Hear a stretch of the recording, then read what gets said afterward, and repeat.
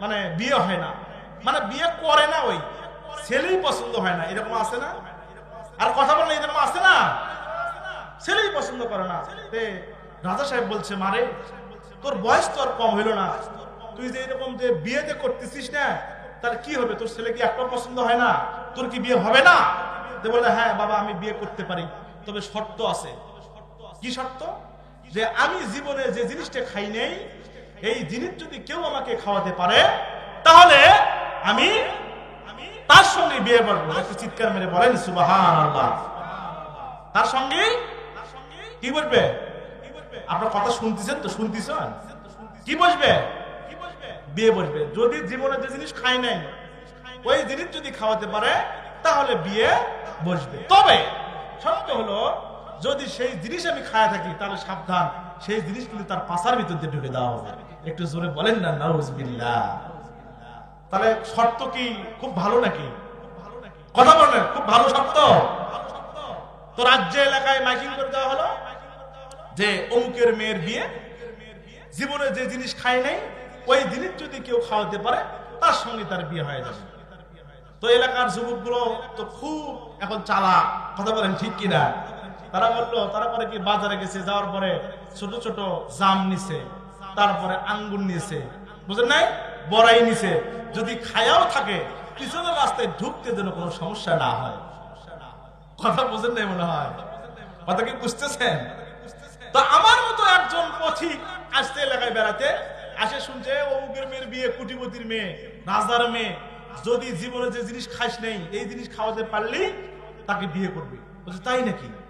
ও আর শুনে নাই, বাকিটা শুনে নাই। ওই করছে কি, বাজারে গেছে, যাওয়ার পরে মোটা তাজা দেখে একটা শশা কিনছে। কি কিনছে? আহা, আপনারা মনে বুঝতেছেন না। কি কিনছে? শশা কিনছে। শশা কিনে নিয়ে এবার রাজার মেয়ের বাড়িতে হাজির। এখন ওই শশা যখন তার পিয়েদা রাজার মেয়ে দিয়েছে, বলছে যে এই যে একজন এটা নিয়ে এসছে, বলছে যে এটা নিয়ে এসছে তো ভালো, যেটা তো আমি প্রত্যেক দিন ভাতের সঙ্গে খাই, বিরিয়ানির সঙ্গে খাই। তারপর আমাকে ধরছে, দু হাত ধরে একটা রুমের মধ্যে নিয়ে গেছে। নিয়ে যাওয়ার পর ওই তো মনে করছে যে বিয়ে মনে হয় আমার সঙ্গেই হবে। আসলে কি বিয়ের সঙ্গে হবে? আরে কথা বল না, বিয়ে কার সঙ্গে হবে? ও করছে কি, বড় দেখে হাত পা বাঁধ দিতে যাওয়া, দুই হাত টান টান করে বাঁধ দিচ্ছে। বাঁধার পরে এখন বলতেছে যে ভাই, আপনারা এরকম বাঁধ দিচ্ছেন কেন? জামাই তো এরকম করে বাঁধে মেশি বলে দেখি নেই। ভাই বেটা জামাই, তুই যে জিনিস নিয়ে আসছিস, তুই কি এই জিনিস জানিস না? এই জিনিস প্রত্যেকদিন মানুষ ভাতের সাথেই খায়, তুই এই জিনিস কিনছিস কেন? তো বলে, ভাই আমি জিনিস কিনতে তো সমস্যা কি? ও খাসি আমাকে ছেড়ে দিয়ে আমি চলে যাই। তো বলছে যে না, তুই কি খালি শর্ত একটা জানিস না দুইটা? বলছে না, আমি তো শর্ত একটা জানি। বলে কি জানিস? ভাই আমি বাজারে এসে শুনলাম যে অমুকের মেয়ে বিয়ে করতে পারলে, যে জীবনে যে জিনিস খায় নাই, ওই জিনিস খাওয়াতে পারলেই তার বিয়ে। বললো যে আর একটা শরীর নেই, যদি খায়া থাকে তাহলে সেই জিনিস তার পিছনের রাস্তাতে ঢুকানো হবে। এবার বলেন তো, ভয় আছে না নাই? আর জোরে বলেন, আছে না নাই? বলে তাই নাকি? সর্বনাশ, অত বড় জিনিস তো আর সহজে ঢোকে না। ভালো করে তেল তেল দিয়ে পিছনের রাস্তাতে ঢুকানো শুরু করছে। এবার হঠাৎ করে এই কষ্টের মাঝে ওই হাহা করে হাসতেছে। একটু জোরে বলেন না মার হাবা। বলতে যে এই বেটা, এত বড় জিনিস তোর পিছনের রাস্তাতে যাচ্ছে, তুই হাসতেছিস তার মানে? ওই লোক ডাকতে বলে, ভাইরা আমার, আপনার এই এলাকায় এসে একটা জিনিস জানলাম। বললো কি? এই এলাকায় এসে একটা জিনিস জানলাম, সেটা হলো আপনারা কারো দুঃখে হাসেন না, কারো দুঃখে আপনারা কাঁদেন না, মানুষের দুঃখ পাইলে আপনারা হাসেন।